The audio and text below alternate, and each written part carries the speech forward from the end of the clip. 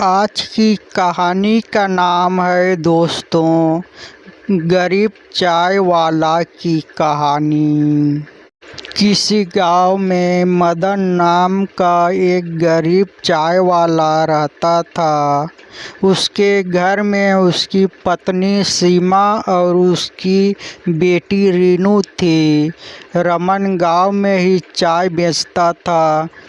इसी से उसका तथा परिवार का खर्च बड़ी मुश्किल से चल पाता था। शाम को मदन जब घर लौटता तो रास्ते में एक नदी बहती थी जिसमें रंग बिरंगी मछलियां रहती थी। उन मछलियों को वह आटे की गोलियां खिलाया करता था। ऐसा करने से उसके मन को बड़ी शांति मिलती थी और मछलियां भी उसे खुश रहती थी। गरीबी के कारण मदन अपनी बेटी रीनू के स्कूल की फीस भी बड़ी मुश्किल से भर पाता था। एक दिन रीनू स्कूल से रोते हुए घर आई।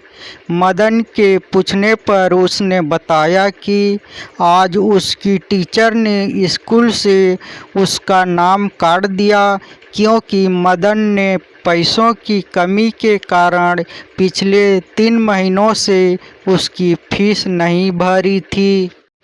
अगले दिन मदन चाय बेचने नहीं गया बल्कि उदास मन से नदी किनारे जाकर बैठ गया और वहीं बैठकर मछलियों को दाना डालने लगा। जब वह वापस जाने लगा तो उस नदी से एक सुनहरी जलपरी निकली और मदन से बोली कि क्या बात है मदन, आज तुम उदास लग रहे हो।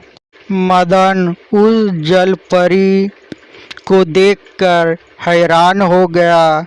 उसने पूछा कि आप कौन हो और मेरा नाम कैसे जानती हो।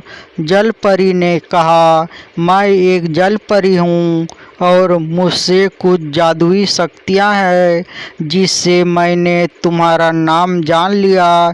तुम्हारी मछलियों को दाना खिलाने की आदत से मैं प्रसन्न हूँ।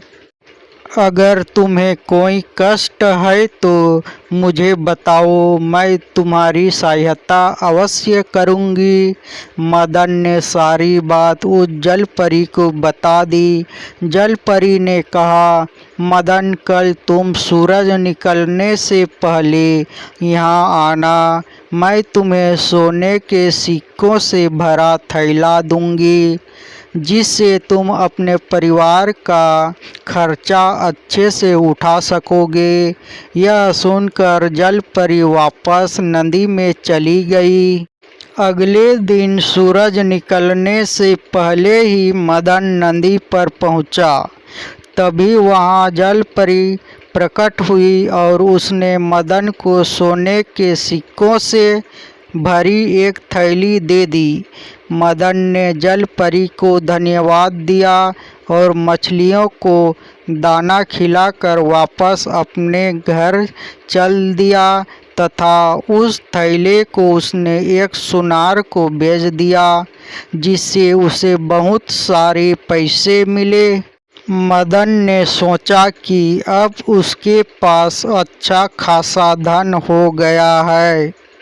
अब वह जलपरी को धन्यवाद करके सोने का थैला उसे वापस कर देगा क्योंकि अब वह मेहनत से व्यापार के द्वारा अपने परिवार का खर्चा चल सकता है।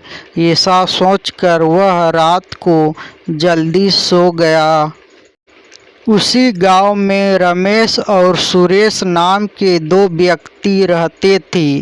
वे मदन की सफलता से ईर्ष्या करने लगे कि वह इतनी जल्दी कैसे धनी व्यक्ति बन गया।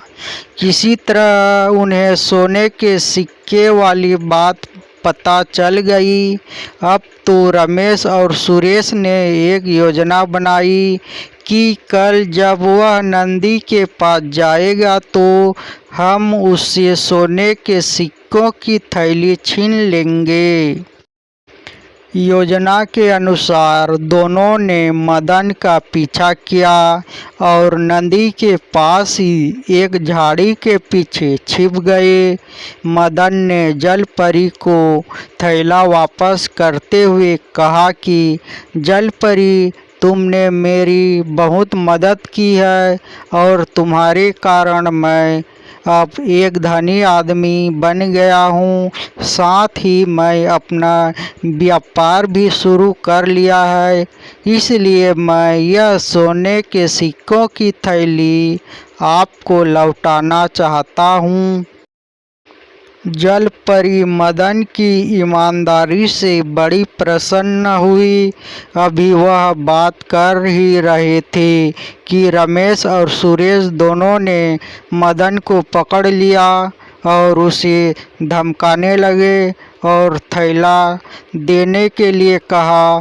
यह देखकर जल परी ने अपनी छड़ी घुमाकर उन दोनों को बेहोश कर दिया।